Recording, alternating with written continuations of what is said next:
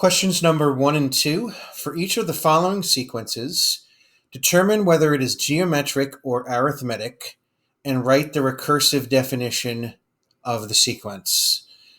So for number 1, we go from 2 to 6 to 18. That looks like multiplying by 3 each time. 2 times 3 is 6, and 6 times 3 is 18. So that is a geometric sequence. Okay.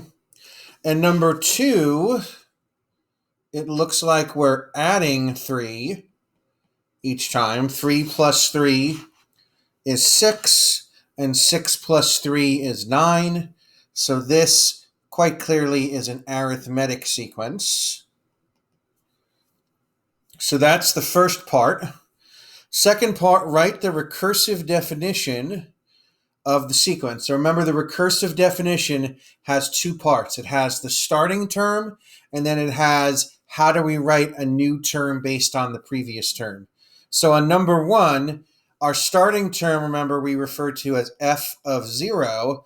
Our starting term in this case is going to be 2. Okay?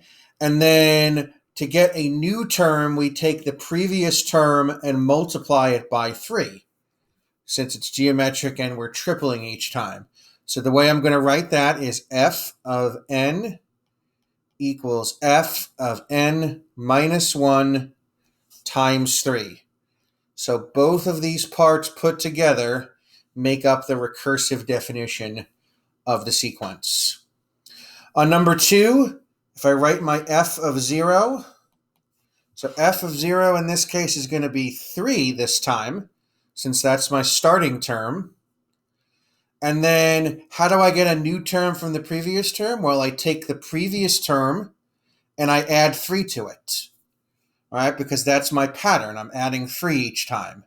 So the way I'm going to write it is f of n equals f of n minus 1 plus 3.